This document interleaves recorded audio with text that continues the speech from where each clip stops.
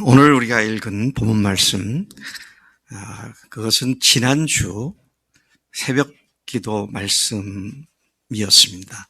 지난주 첫날 월요일부터가 14장, 그리고 15장, 16장까지가 어제까지 말씀이었습니다. 저는 그 말씀을 이렇게 읽으면서 또 설교를 준비하면서 제 눈길을 끄는 특별한 표현, 한 가지 표현인데 4번 반복되는 표현을 주목해 보았습니다. 그리고 그 눈길을 끌게 되는 이유는 그러한 문제를 지적하시는 하나님의 말씀에 굉장히 놀랐기 때문입니다. 그 말씀이 뭐였느냐 하면 그것은 하나님을 멸시한다는 말씀이었습니다. 우리 중에 누구도 의도적으로 하나님을 멸시하겠다는 생각 갖고 멸시하는 사람은 아무도 없는 줄로 믿습니다. 그런데 놀라운 것은 지금부터 3600년 전에 모세와 그 광야에 있었던 이스라엘 백성들도 똑같았다라는 사실입니다.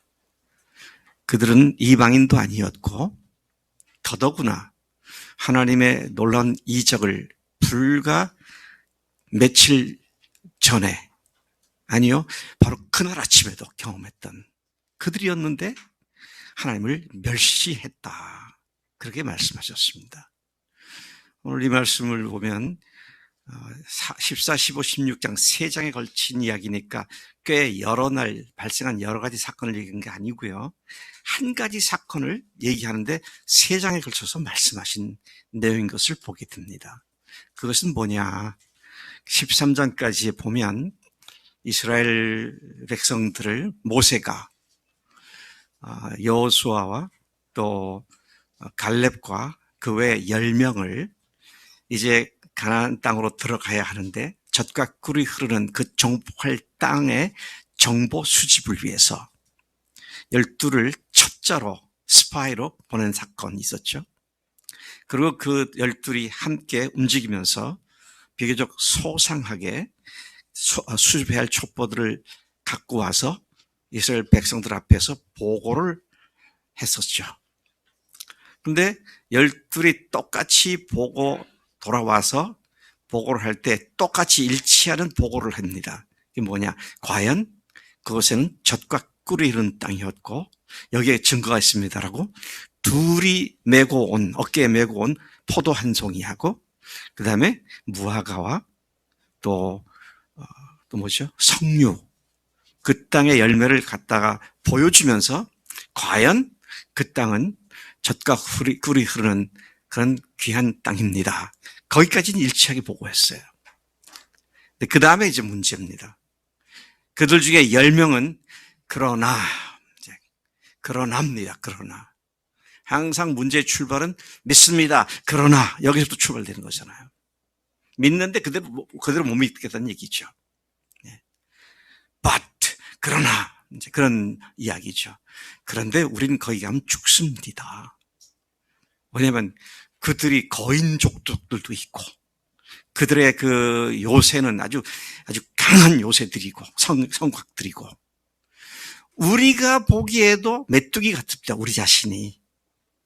그렇게 패배주의에 사로잡힌 보고를 하게 됐습니다. 근데 두 사람 여호수아 갈렙은 노 아닙니다. 할 수 있습니다. 이길 수 있습니다. 그들의 신님이 떠났기 때문에 저들을 보호할 자가 아무도 없습니다. 올라갑시다. 그런데 2대 10의 보고는 비록 그 땅에 대한 탐지는 동일했지만 그것은 해석은 전혀 달랐고, 그리고 2명의 이야기보다는 10명의 이야기를 원래 다수결이 이기잖아요. 그래서 온 백성들이 그 말을 듣고 오늘 우리가 읽은 11장 1절 말씀, 14장 1절 말씀이 나오게 된 겁니다. 지금까지 제가 말씀드린 것은 이 말씀이 나오게 된 배경을 말씀드린 것이고요. 이것이 14, 15, 16장까지 계속 이어지는 그런 말씀이다라는 것입니다. 자, 오늘 여기에 보면 14장 1절, 11절에서 보면은 여호와께서 모세에게 이르시되 이 백성이 어느 때까지 나를 멸시하겠느냐. 10명의 보고를 듣고 밤새도록 통곡하며 울었던 그들을 보시면서 하나님께서는 이 백성이 어느 때까지 나를 멸시하겠느냐. 참 기가 막힌 하나님의 말씀입니다. 조금 전에 말씀드린 것처럼 이 사람들은 이방인도 아니었고요, 하나님을 모르는 아말렉도 아니었고, 또 그 가나안 땅에 있는 족속도 아니었고, 불과 1년 전쯤에 경험했던 어마어마한 홍해가 갈라지는 이 사건을 목격했고, 그 사건의 결과로 그 바다를 건너와서 애굽 군대로부터 멸망당함을 면할 수 있었던, 그것을 전 이스라엘이 경험을 했던 사람들 아닙니까? 건너와서는 또 어떠했습니까? 건너와서는 물이 없어서 우물을 찾았는데, 물을 찾았는데 쓴물이 나오니까, 그래서 모세가 거기에다가 나뭇가지를 던져서 단물로 만들어서 그들이 갈증을 해소했고, 또 그들이 얼마 안 가서는 농사도 지을 수 없고, 그러니까 아우성을 치죠. 우리가 이제 먹을 수 없고 이제 먹지 못해서 굶어 죽게 생겼다. 그러니까 또 모세가 하나님께 기도한 뒤에 하나님께서 만나를 직접 하늘에서 내려주셔서, 그리고 그 일이 있고 난 뒤에 어떻게 합니까? 하나님께서는 성막도 만들어주셨고, 제사장 제도도 만들어주셔서 아론과 그의 후손들이 제사장이 되게 하시고, 레위 족속들은 그 제사 제도를 잘 운영할 수 있도록 성막을 거두고 관리하고 하는 이런 것들 다 맡겨, 하나님께서 이스라엘 백성들을 하나님께서 친히 다스리시는 체계화를 시켰고 조직화를 시켰습니다. 그게 출애굽한 지 1년 안쪽에 다 이루어진 겁니다. 그리고 이제 지금 정복하고 들어가야 할 가나안 땅을 정탐꾼을 보내서 정보 수집을 하게 했는데, 그들이 돌아와서 보고를 했던 결과 10명의 보고를 듣고 이스라엘 백성들이 전부 다 밤새도록 통곡하며 울었다. 우리는 이젠 죽었다. 이제 끝장이다. 이런 결론을 내리고 그렇게 울었다라는 것을 보게 됩니다. 거기에 대해서 하나님께서는 어느 때까지 나를 멸시하겠느냐. 참 기가 막힌 하나님의 심중을 헤아려 볼 수 있는 이스라엘 백성들의 문제를 여기서 보게 되는 것입니다. 여러분, 14장부터 16장까지가 이런 말씀, 하나님을 멸시한다는 말이 4번 나옵니다. 4번 나와요. 11절에서 아까 보았죠. 어느 때까지를 멸시하겠느냐. 14장 23절에서 또 나를 멸시하는 사람은 한 사람도 그것을 보지 못하리라.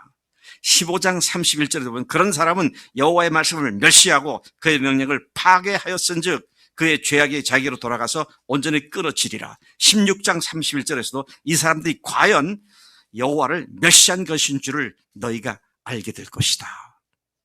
하나님을 멸시하는 이스라엘의 죄를 지적하시면서 그들을 성토하시는 주의 말씀으로 이해가 되는 것이죠. 사실 멸시한다는 것은 매우 좋은 일이 아니죠. 누군가를 멸시한다든지 누군가로부터 내가 멸시를 당했다든지 그러면 매우 우리는 자존심에 타격을 입을 뿐만 아니라 심각한 모멸감을 느낄 수밖에 없습니다. 그리고 분노를 자아내게 되기도 하죠. 그래서 제가 한번 여러분들 질문 드릴 테니까 머릿속에 한번 생각해 보세요. 최근에 또는 지금까지 살아오시면서 내가 이렇게 멸시를 당한 적이 있었지 라고 생각나는 일이 있으십니까? 아마 하나, 둘 또는 여러 가지가 생각날 수 있을 겁니다. 저도 제가 생각해 봤어요. 내가 누군가에게 멸시를 당한 것이 언제였던가. 뭐 미국에서 인종차별 같은 걸 당했다든지 이런 것도 그렇지만 뭐 그런 건 그 그룹들이 다 백인들이 다 그 모양이니까 그렇다 치더라도 내가 개인적으로 모독감을 느낀 것이 언제 있었나. 한 번은 한 20년 전쯤 얘기입니다. 자동차를 여기서 타고 나가서 월드컵 경기장에서 좌회전을 하면 한밭대로잖아요. 그래서 가서 제일 큰 첫 번째 내거리가 장대동 내거리입니다. 거기서 좌회전을 받으면 신성동으로 넘어가죠. 충대 후문과 장대로 신성도로 넘어가죠. 그래서 제가 가다가 좌회전을 하기 위해서, 근데 그때 그 시내 책에는 안쪽 두 개 차선이 좌회전 차선이었습니다. 제가 맨 안쪽 아니고 두 번째 차선을 가다가 그 좌회전을 받기 위해서 섰죠. 근데 동시 신호가 돼 있었기 때문에 제 뒤에 따라오던 트럭이 제가 서니까 못 가잖아요. 그러니까 3차선, 그 오른쪽 차선에 있는 차들이 계속 오니까 겨우겨우 눈치를 보고 이제 제 옆으로 싹 지나가게 되었습니다. 딱 지나가는가 했더니 창문을 쫙 열더니 제 차를 향해 침을 탁 뱉더라고요. 순간 팍 뻗쳐오르는 거예요. 이런 쫓아가서 멱살 잡으면 한 번 더 해보고 싶을 만큼 분노가 치밀더라고요. 뭐 저런 X가 다 있어, 뭐 이런 생각이 들죠. 근데 뭐 제가 갈 길이 있으니까 그것 때문에 가서 싸울 수도 없고 그렇게 지나간 일이 있습니다. 어떻게 보면 뭐 지나가다가 뭐 밟은 것처럼 한번 그런 일을 당했다라고 지나갈 수 있는데, 근데 지금 그 얘기를 20년 지난 그 얘기를 지금 이 설교 시간에 얘기할 만큼 제 마음속에 상처가 됐더라고요. 누구를 멸시한다는 거, 누구한테 멸시받는다는 것이 이토록 심각한 문제다 하는 것이죠. 우리 최 집사님은 뭐 누가 멸시해도 괜찮으시죠? 마음이 넓어서. 안 그럴 것 같아요. 우리 내가 새벽 기도도 그랬는데 우리 박전도사님, 박전사님 얘기했으니까 양재훈 형제가 어디 있어요? 양재훈 형제는 워낙 마음이 넓어가지고 우리 교회에서 제일 온유한 사람 하면 양재훈, 박홍규 전도사 이렇게 같은데 그런 경우라도 뭐 그랬나 보다 하고 그냥 지나가시죠. 아유, 그러면 뭐 다 그렇다는 얘기는 할 수 없네. 이 참 기가 막힌 일이 멸시를 당하는 거잖아요. 근데 문제는 어떤 사람이 아니고 우리가 하나님을 멸시했다는 거예요, 지금 이게. 이게 얼마나 무서운 죄냐는 겁니다. 하나님을 멸시하고도 우리가 아무 일 없는 것처럼 지나간다. 이건 안 되는 거죠. 하나님께서 바로 이 문제를 너무 심각하게 보셨기 때문에 그들에게 하신 말씀이 뭡니까? 나를 멸시한 이 사람들 중에 한 사람도 가나안 땅에 못 들어간다. 그들이 여기 다 죽을 것이다. 그리고 오로지 여호수아와 갈렙만, 그리고 그 젊은 세대만, 20세 이상에 있는 세대들은 다 죽어버렸고, 그때 당시에 20세 이하였던 사람들이 40년이 지나니까 60세가 됐겠죠. 그래서 그 세대들이 가나안 땅으로 들어가게 되는, 이게 얼마나 심각한 문제면 200만에 가까운 인구들이, 뭐 그 중에서 남자 여자 뭐 다 빼고 애들 빼고 하면 적어도 100만 이상의 사람들이 약속의 땅을 들어가지 못했다. 그만큼 하나님께서는 하나님을 멸시하는 죄에 대해서 심각하게 다루신다는 사실인 것이죠. 저는 지난 한 주 동안 이 문제를 계속 곰곰이 생각해 보았습니다. 와, 하나님을 멸시하는 것만큼 심각한 죄도 없구나, 이런 생각을 하지 않을 수가 없었던 것이죠. 주님께서 백성들에게 어느 때까지 나를 멸시하겠느냐. 자, 이거 보면은요, 어느 때까지라고 하는 걸 보니까 출애굽부터 지금까지 계속 멸시하던 거예요. 그러니 어떻습니까? 그 앞에 고라, 그 다음에 또 다단, 그 다음에 또 누구예요? 아비람. 이 세 사람들이 반역을 하잖아요. 그래갖고 모세의 리더십을 아예 축출해버리고, 완전히 자기들이 창탈을 해가지고 하나님이 정하신 제사 제도도 다 없애버리고 자기들이 마음대로 세워가지고 새로운 세상 만들겠다고, 이제 그렇게 하고 애굽으로 돌아가겠다는 거 아닙니까? 자, 이렇게 하는 것에 대해서 하나님께서 언제까지 너희들이 나를 멸시하겠느냐. 자, 그런 말씀을 하고 계신 것을 보게 됩니다. 민수기 14장 우리가 1절부터 11절까지 읽었는데 22절부터 23절까지 해서 하나님은 그런 이스라엘 백성들을 향하여 책망하며 질책하셨습니다. 뭐라고요? 내 영광과 애국과 광야에서 행한 내 이적을 보고서도 이같이 10번이나 나를 시험하고 내 목소리를 청종치 아니한 그 사람들은 내가 그들의 조상들에게 맹세한 땅을 결단코 보지 못할 것이요 또 나를 멸시하는 사람은 한 사람도 그것을 보지 못하리라. 와, 이건 뭐 몇 사람들을 하나님께 죽였다든지 이런 문제가 아니고요. 아예 20세 이상의 기존 세대들이, 기성세대들이 한 명도, 두 명을 빼고 전원이다. 그 광야에서 멸망을 당했다. 이만큼 하나님의 분노를 자아내는 큰 문제였다는 것을 보게 됩니다. 하나님은 하나님의 말씀대로 그들이 들어가기 실 땅이 젖과 꿀이 흐르는 땅임을 알고도 그들이 알았잖아요. 똑같이 보고는 그렇게 했습니다. 그렇음에도 불구하고 인간적이고 육신적인 눈으로 그 땅을 정복해 들어가기는 자신들이 너무도 역부족이라는 사실에 기가 죽어버렸고 하나님의 약속의 땅에 들어가기를 거부하는 백성들은 한 사람도 그것을 들어가지도 못하고 보지도 못할 것이라고 저주를 받았다는 것입니다. 이스라엘 백성 모두는 이 말씀대로 그야말로 광야에서 죽었고 가나안 땅에는 오직 여호수아와 갈렙 그 세대들 중엔 두 사람만 들어가고 그 다음 세대들이 들어갔다는 것을 봅니다. 자, 그러면 이렇게 무서운 하나님의 징벌을 받게 된 원인이 하나님을 멸시하는 것 때문이었는데 뭐가 하나님을 멸시하는 거냐는 거예요. 어떻게 하는 것이 하나님을 멸시하는 거냐. 아까 그러셨습니까? 이거 이방인들이 한 것이 아니었습니다. 하나님을 의지하고 믿는다고 그렇게 했던 사람들이 그렇게 한 거예요. 오늘 우리 그리스도인들이 누구도 의도적으로 의식하면 나는 하나님 멸시해야겠다 그런 사람 아무도 없어요. 그런데 실질적으로 우리의 삶을 하나님께서 보실 때는 너희들이 나를 무시하는구나, 멸시하는구나 그렇게 말씀하지 않을까. 이걸 바짝 긴장감을 갖게 하는 그런 말씀이다 그런 것입니다. 그들의 어떤 태도가 하나님을 멸시하는 행위였습니까?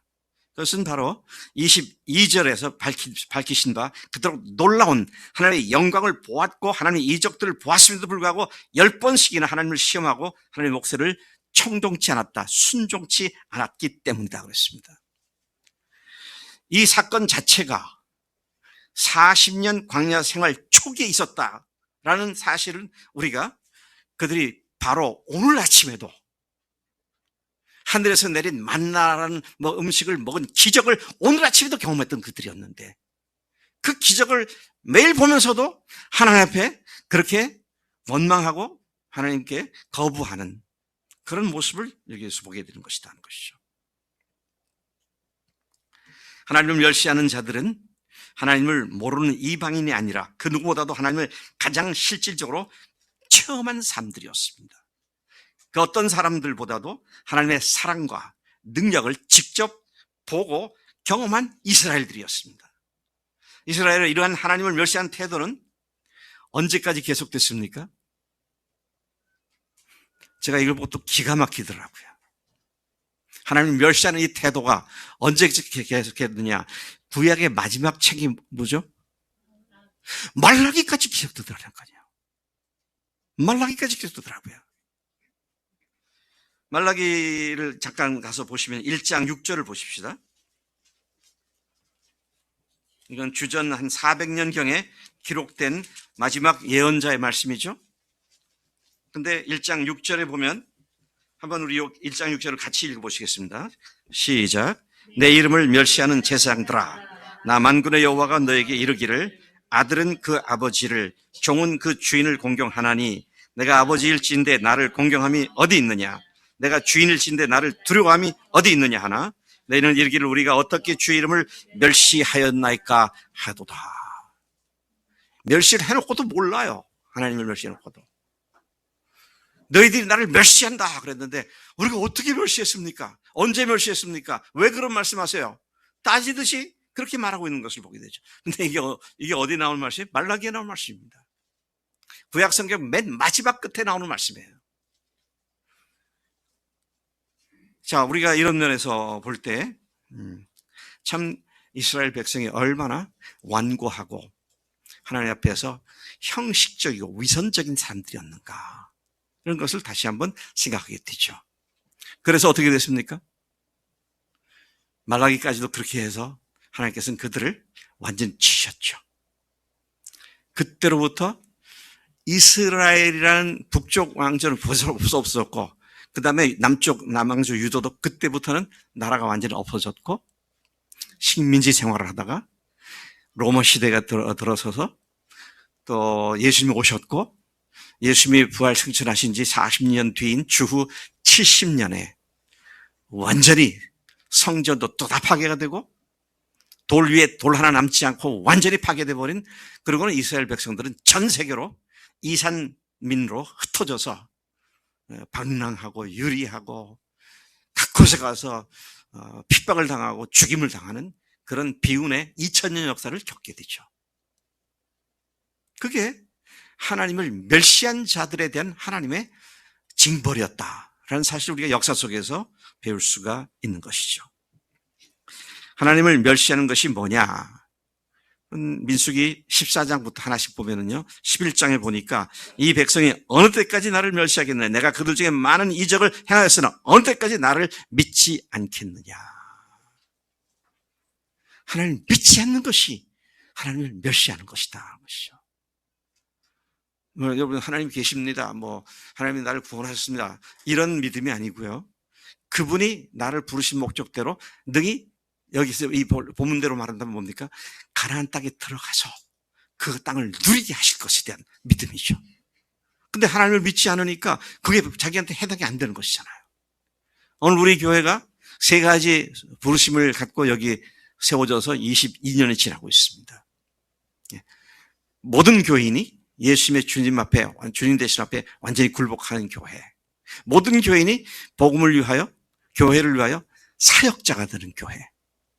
그리고 하늘 가족 공동체를 이루어서 우리를 보면 세상의 아버지를 믿게 되는 그런 교회. 그것을 위하여 우리를 부르셨고, 지난 22년 동안 여기까지 인도하셨습니다. 근데 아직도 우리 마음속에는 과연 그런 교회가 될까? 될 것 같지가 않아. 그런 마음은 저한테도 있어요. 22년이 너무 지루하더라고요. 너무 지루하더라고요, 나한테는. 근데 이스라엘 사람들은 40년이 됐으니까, 나는 세 발의 피구나. 그런 생각이 들어요. 그렇게 마귀는 하나님을 멸시하는 마음을 착 주시는 거잖아요. 우리가 하나님을 믿는다면 그분이 어떤 분이십니까? 전지전능하시잖아요. 모든 걸 하실 수 있는 분이잖아요.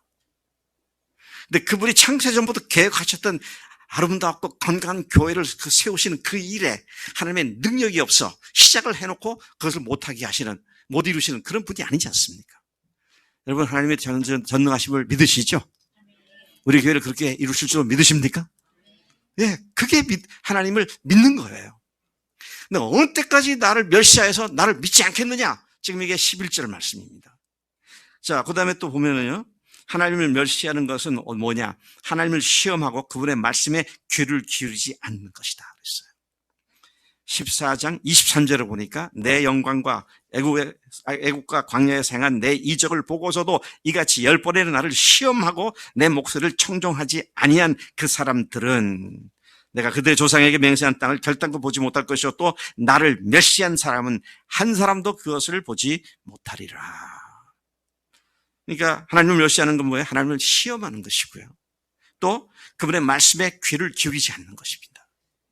그분의 말씀에 귀를 기울이지 않고 그 말씀을 순종하지도 않고, 이걸 하나님을 멸시하는 것이다.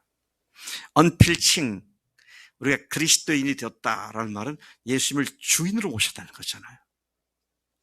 주인으로 모셨는데 주님이 하시는 말씀 안 듣고 내 생각대로 살아요. 그게 하나님을 능욕하는 거죠. 멸시하는 거죠. 그래서 오늘 우리가 아주 단순화시키면은요, 정말 예수님을 주인으로 모셨다면 우리가 해야 할 딱 한 가지 일은 뭐냐? 한 가지밖에 없어요, 우리가 하려면. 뭘까요? 순종하는 겁니다. 순종하려면 어떻게 해야 돼요? 네? 순종하려면 어떻게 해야 됩니까? 말씀을 들어야죠. 뭘 알아야, 들어야 순종하죠. 청종해야 하는 겁니다. 귀를 기울이고 말씀을 잘 듣고 그 말씀대로 순종하는 것이 하나님을 멸시하지 않고 하나님을 공경하는 거예요. 내가 어제 얼핏 듣기를, 제가 말씀을 이렇게 얘기하니까, 우리 청년 중에 누가 그런 것 같은데, 지금 누가 거기 했는지 여기 있는지 없는지 모르겠는데, 그 목사님의 말은 늘 정형화된 얘기고, 이게 뭐 하는 소리예요, 지금 이게요? 정형화된 소리를 미쳤다고 골백 번 다시 합니까, 내가? 그렇게 살자고 하는 건데. 참, 그런 태도로 말씀을 들으면 그게 안 들어오잖아요, 자기한테. 이게 생명의 양식이고, 이 말씀이 나를 삶을 이끌어가는 능력이다. 그걸 믿는다면, 말씀에 귀를 기울이고, 무슨 말씀하시는가? 제가 우리 믿는 사람들 가운데 하나님 말씀에 귀를 잘 기울이지 않는 것이 일반적인 현상이라고 저는 결론을 내리고 있습니다. 전 증거를 갖고 있어요. 어떤 증거를 갖고 있느냐? 그렇게 말씀을 듣고도 무슨 소리 들었는지도 모르는 사람들이 부지기수더라고요. 제가 신학교에서 가르칠 때, 교수로 있을 때, 월요일은 목회대학원에서 항상 강의를 했습니다. 목회대학원은 목회자들로서 석사과정을 하지 않았던 사람들을 이제 위해서 개설한 과정이죠. 그리고 거기 있는 사람들은 옛날에 학부를 졸업해서 목회를 하고 있거나 아니면 최근에 졸업해서 전도사로 있는 사람들이 한 4, 50명 그렇게 매주 모여서 공부를 했습니다. 그래서 제가 여러 차례 물어봤어요. 여러분 어제 주일날 예배 다 들으셨죠? 예, 다 들었습니다. 근데 거기는 자기가 설교한 사람도 있고 전도사들은 설교하지 않고 듣기를 하는 사람도 있고 그래서 제가 느닷없이 질문을 해요. 어제 설교 제목과 본문이 어디 있는지 누가 좀 얘기해 보세요. 자기가 들은 거 뭐냐고. 그러면 다 잠잠합니다. 생각이 안 나요. What they did. 뭘 했는지 모르겠어요. 전도사고 목사니까 예배는 다 참석했을 거 아니에요. 그래서 목회대학원 학생이 이렇다면 교인들의 대다수가 그럴 수 있겠구나. 네. 우리 교인들은 대다수가 아니라 일부가 그럴 뿐인 줄로 믿습니다. 제가 피할 길을 내드리는 거예요, 지금. 자, 어쨌든 다시 돌아갑니다. 하나님을 멸시하는 것은 하나님을 시험하고 그분의 말씀에 귀를 기울이지 않는 것이다. 또 하나님을 멸시하는 것이 뭐냐? 하나님을 반역하고 하나님을 거역하는 것이다. 의지적으로 하나님 말씀을 안 들으려고 그러고 순종하지 않으려고 하는 그런 것들을 말하는 것이죠. 14장 33절 35절이 이렇게 말하면 너희의 자녀들은 너희 반역죄를 지고 너희 반역한 죄를 지고 아비 어미들이 지은 죄를 자녀들이 이제 지게 된다. 그렇게 말하고 있습니다. 35절 나를 거역하는 이 악한 온 회중에게 하나님을 거역하는 겁니다. 말씀에 순종하지 않는 거예요. 몰라 순종하려면 알아야 되고요. 말씀을 들었고 알았지만 그렇게 살고 싶지 않아요. 그렇게 살고 싶지 않고 내 마음대로 살고 싶어요. 그래 거역하는 겁니다. 말씀 불순종하는 거예요. 이게 우리하고는 관계없는 옛날 얘기로만 끝났으면 너무 좋겠어. 오늘 우리 얘기가 아닌가 생각을 다시 하지 않을 수 없다는 것입니다. 또 하나님을 멸시하는 것이 뭐냐? 하나님의 말씀에 불순종하고 말씀 자체를 멸시하는 겁니다. 말씀을 멸시한다는 말은 뭐예요? 말씀을 대수롭지 않게 여긴다는 겁니다. 말씀을 무시한다는 거예요. 요즘 카톡에서 누가 이렇게 카톡을 보내면 답을 안 하고 답을 안 하면 뭐라 그러죠? 씹는다 그러잖아요. 하나님 말 씹어버리고 말아요. 이게 지금 여기에서 얘기하고 있는 말씀을 멸시하는 거예요. 하나님은 인격체이신 하나님이시잖아요. 인격 대 인격은 인격적 관계 속에서 아름다워지는 거잖아요. 근데 그분은 말씀하셨는데 알아듣기도 했는데 그렇게 살고 싶지 않아요. 그래서 씹어버립니다. 여러분 카톡을 했는데 누가 씹었다 기분이 좋아요? 아니, 이거 씌웠네? 이것 봐라? 뭐 그렇게 되잖아요. 하나님께서 창조주 하나님이시고, 우리를 위해서 아들을 보내셔서 대신 죽게 하시고, 또 부활시키셔서 하나님이 죽으셨다는 사실을 확증해 주신 그 하나님께서 말씀하시는 데에 대해서 우리가 말씀을 멸시하고, 우습게 여기고, 그냥 흘러보내고 하는 이것이 바로 하나님을 멸시하는 것이다. 그런 의미인 것을 보게 되는 것이죠. 또 여기에서 보면은요, 멸시하는 것이 하나님의 명령을 41절을 보면 어찌하여 이제 여호와의 명령을 범하느냐, 하나님의 말씀을 직시하는 거잖아요. 범하는 거잖아요. 또 계속해서 보면 15장 31절에도 보니 그런 사람은 여호와의 말씀을 멸시하고 그 명령을 파괴하였다. 그 말씀을 완전히 깨트려버렸다, 망가뜨려버렸다, 짓밟아버렸다, 이런 표현들로 멸시에 대한 말씀을 하고 있는 것을 보게 됩니다. 또 그런가 하면 하나님을 멸시하는 것은 하나님이 세우신 질서를 파괴하는 것이다. 16장 30절에 만일 여호와께서 새 일을 행하사 땅의 입을 열어 이 사람들과 그들의 모든 소유를 물을 삼켜 산채로 수월에 빠지게 하시면 이 사람들이 과연 여호와를 멸시한 것인 줄을 너희가 알리라. 이게 아까 말씀드린 고라, 다단, 아비람 세 사람들이 일종의 반역을 일으켰죠. 그래서 왜 아론의 자손들만 대제사장이 되느냐, 제사장 역할을 우리도 얼마든지 할 수 있다.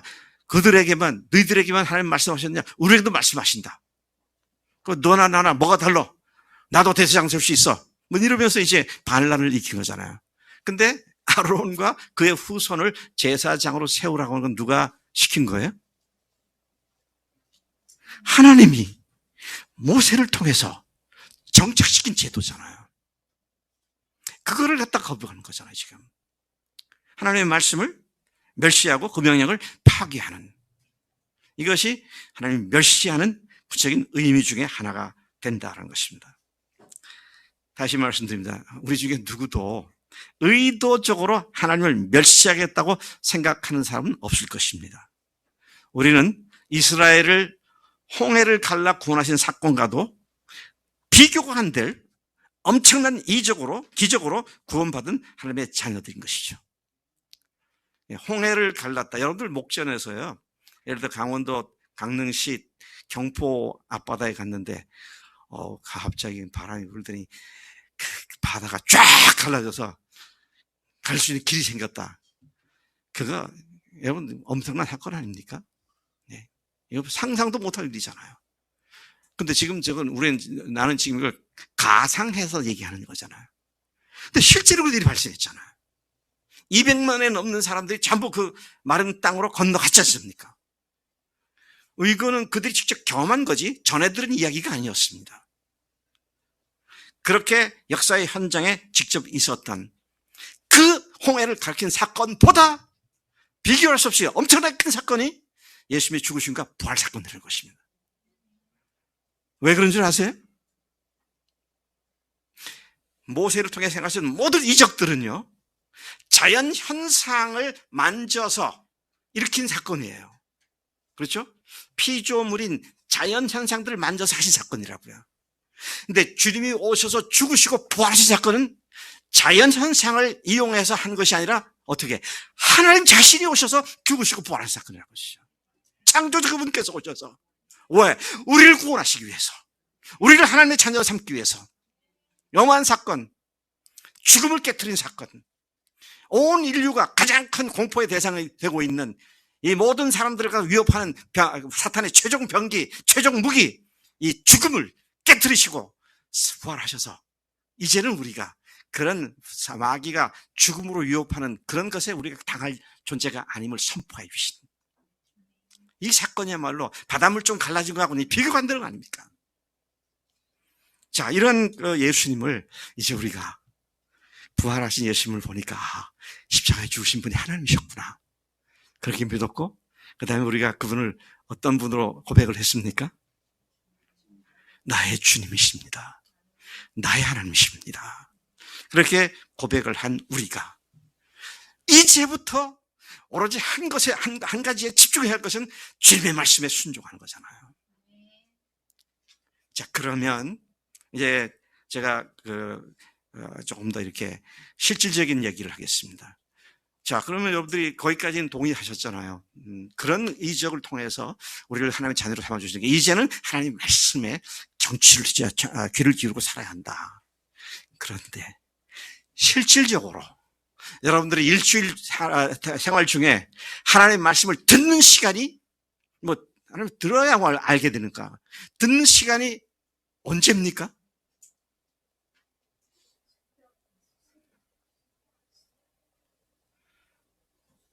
대부분의 사람들이 주일날 이 낮예배 때 목사 설교 듣는 걸 겁니다. 좀 더 열심히 있는 사람들은 또 새벽에 나와서 말씀을 듣고요. 근데 한 번밖에 없잖아요, 주일날. 근데 그 주일날 와서 예배를 드리면서 말씀을 들을 때 어떤 자세로 듣냐는 거예요. 한 번밖에 없는데 그것조차도 딴 생각하고 그것조차도 제대로 듣지 못하고 있다면 저주받는 삶밖에 더 되겠네, 그거죠. 제가 놀라는 것은요, 우리 청년들도 그렇고, 파이널 셀, 우리 작년 목장에서도 그렇고, 지난 주일 말씀을 통해서 주님께서 너에게 무슨 말씀하셨느냐. 그러면 뭐 아무것도 생각 없어요. 들은 말씀 별로 없네요.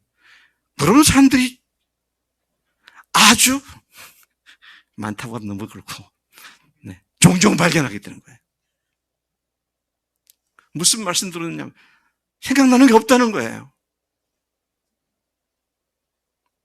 오늘 주님께서 뭐라고 말씀하시나?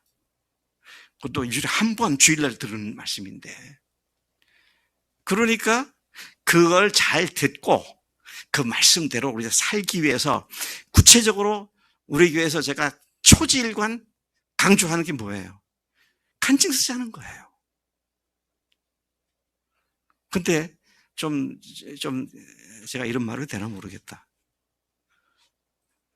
신뢰자면 내가 말을 해도 될 것 같아? 네. 22년째 얘기하는데 안 들어. 그러면 뭐예요? 저를 어떻게 하는 거다? 멸시하는 거예요, 이게요. 제가 미치겠어, 정말. 말씀을 듣고, 하나님께서 이번 주에 이렇게 말씀하셨구나. 부활의 증거로 나를 당신의 종으로 만들어주셨는데, 종인 제가 주님 말씀을 들었습니다. 이 말씀 듣고 제가 이렇게 살기를 원합니다. 저 잘못 알았네요. 주님 똑바로 알고 바로 가겠습니다. 이렇게 해가지고 잘못된 거 고쳐진 거, 나쁜 습관 고쳐진 거, 또 집에서 다 헌신한 거, 이런 것을 말씀에 비추어서 간증을 쓰면 그게 실제화가 되는 겁니다. 쓰지 않으면 머릿속 생각하다가 지나가 버려요. 죄송합니다. 제가 또 제 얘기를 해서. 제가 뭘 전공한 사람인지 아세요? 기독교 교육을 전공한 사람입니다. 네, 기독교 교육을 전공한 사람으로서 사람들의 태도, 가치관, 이런 걸 갖다가 이제 소위 말해 정의적인 영역에 뭐 학습을 관두고 했던 신념, 가치관, 신앙, 이런 것들을 변화시키는 데 있어서 결정적인 원리가 뭔지 아세요? 먼저는 뭔가가 있다는 걸 알아듣고, 그 다음에 그것을 한번 실제 삶 속에 사용해 보는 겁니다. 그래서 사람들이 거기에 대해서 동감을 하고, 그러면 이제 한 번 더 사용해 보는 가운데 이게 정말 진리구나, 이렇게 되는 거예요. 이것은 그냥 수군지와 목도 천여명, 또 시메라의 솔도파 파도 솔레라미시 이런 거 아니에요. 적용해 보는 겁니다. 적용해 보고 이게 확실하게 역할이 정말 제대로 되는 걸 할 때, 그때 이제 내 것으로 신념으로 정착되기 시작하는 겁니다. 이건 교육학자들이 하는 얘기예요. 근데 그걸 우리가 말씀을 실제 날 손속에서 적용시키려고 할 때 우리가 늘 얘기하는 게 뭡니까? 말씀을 암송하자. 그건 뭐예요? 무슨 말씀이 어떤 내용이 있다는 걸 아는 거고, 그 다음에 묵상해서, 그 다음에 삶에 적용하는 것을 간증으로 쓰고, 제가 뭐 이렇게 교육학적으로 설명을 안 했습니다만은, 말씀을 듣고 그 말씀을 내가 실제로 어떻게 삶에 적용할 건가, 이것을 쓰는 것이 간증이잖아요. 이렇게 쓰게 되면 어떻습니까? 말씀이 그냥 흘러 떠나가지 않습니다. 그 말씀이 실제적으로 열매를 맺기 시작하죠. 자, 그런 의미에서 그것을 안 하면 좀 거친 표현이지만 하나님을 어떻게 하는 자다? 우리 고자매님이 멸시하는 자다 그 말을 하는데 내 마음이 기쁘기도 하고 또 아프기도 하고 그렇네요. 그래서 우리가 예배 한 번, 1시간 또는 1시간 반 쌈박하게 드리고 일주일 동안 내가 할 일 다 했다. 이거는요, 전혀 하나님께 예배한 자세가 아닙니다. 그래서 말씀을 잘 듣고, 그 말씀에 나에게 하신 말씀이 확증되어진 것을 붙잡고 한 주간 사는 것이죠. 제가 아까 간증을 강선일 형제를 안 시켰는데, 강선일 형제가 지난 한 주간 어떻게 말씀을 따라 살았는지 한번 들어보겠습니다. 나오세요.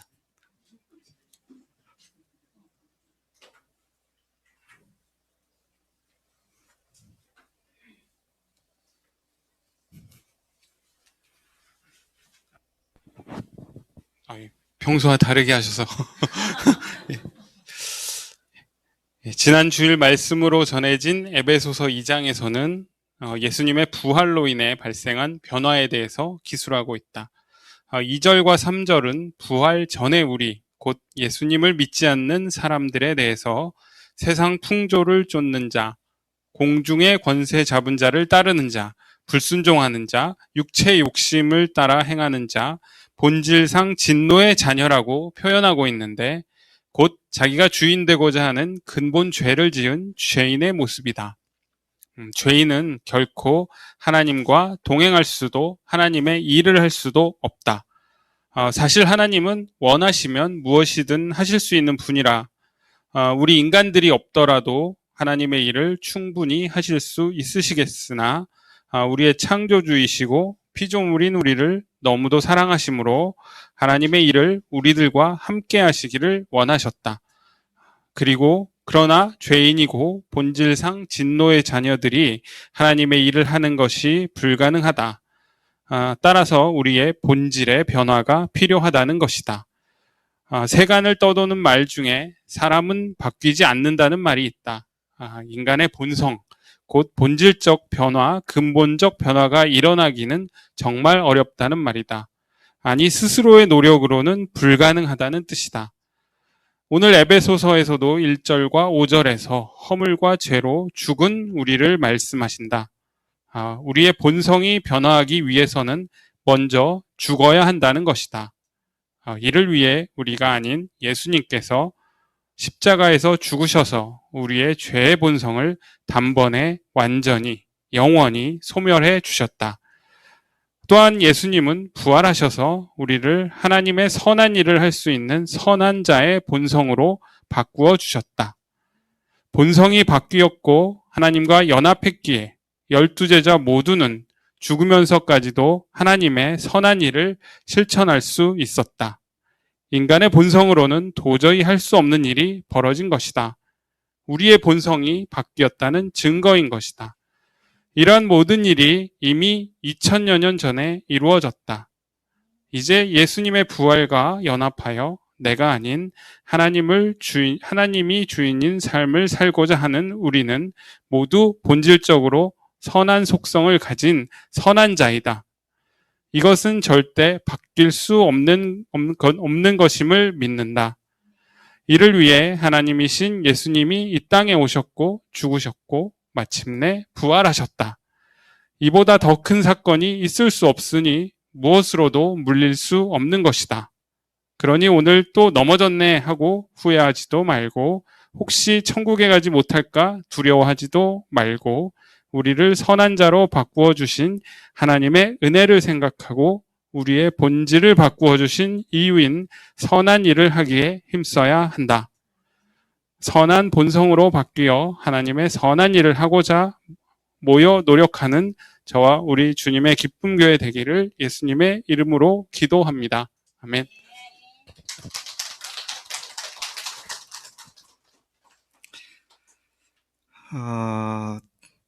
일주일 동안 그 말씀을 묵상하지 않았다면 뭐 이런 간증 나올 수 없겠죠. 그냥 지나간 말로 끝나버릴 겁니다.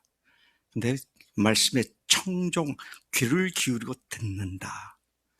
또 들은 말씀을 묵상해서 실제 삶 속에 적용한다. 제가 지금 간증을 들으면서 아침에 읽으면서 좀 가슴이 조마조마했어요. 사람은 본성이 안 바뀐다. 이 끝까지 가면 어떡하나. 근데 십자가 부활로 이것이 어떻게 가능하게 됐는지 이런 것들을 딱 가는 걸 보면서 참 하나님께서 지혜를 주셨다. 제대로 이게 보게 하셨구나.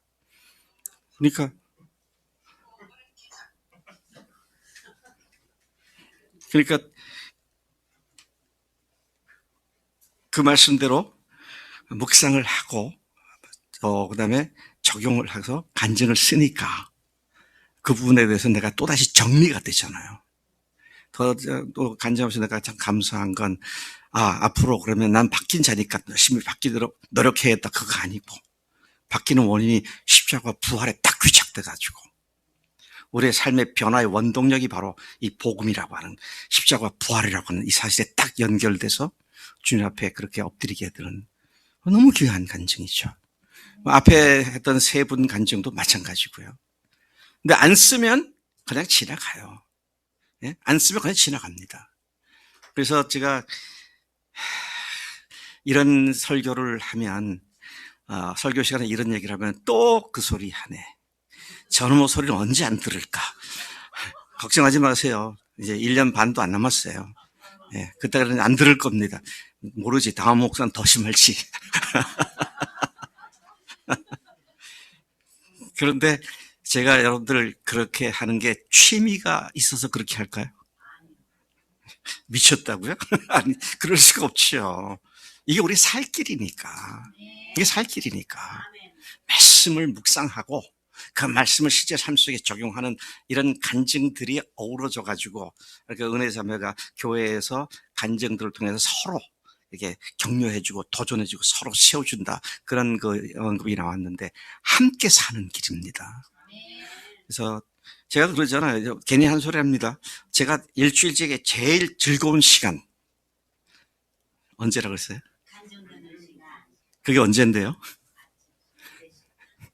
예배 때는 이미 제가 읽었고 다 왔기 때문에 했고 주일 새벽 이 날이 제일 즐거운 시간들이에요. 와, 주님께서 이 형제에게 이렇게 역사하셨구나. 이런 변화가 오늘 우리 교인들에게는 또 다른 도전이 되겠구나. 그런 것들이 얼마나 감사하지 말이죠. 우리 지난주에 최신의 자매 긴 간증을 들었잖아요. 아마 우리 교회 간증으로는 제일 길었지 않았을까? 종택 형제가 더 길었나?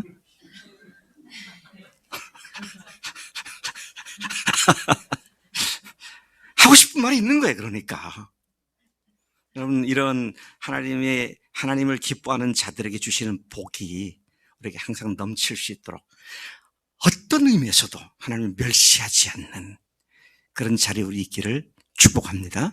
하나님 아버지 감사합니다. 저희들에게 복음으로 말미암아 예수님의 십자가 부활로 말미암아 영원한 하나님의 자녀로 하나님의 말씀을 생명으로 여기는 자로 삼아주신 것 감사합니다. 오늘 하나님을 멸시하는 것이 무엇인지 참으로 들고 떨리는 마음으로 들었습니다. 거창한 것 아니고 주님을 멸시하지 않는 것이 주님의 말씀에 청종하고 그 말씀에 적용해서 순종하는 것을 배웠습니다. 하나님, 앞으로 이러한 실질적인 실속이 있는 매일의 삶이 되도록 우리 온 교인들을 축복해 주실 줄로 믿습니다. 감사하고 예수님의 이름으로 기도했사옵나이다. 아멘.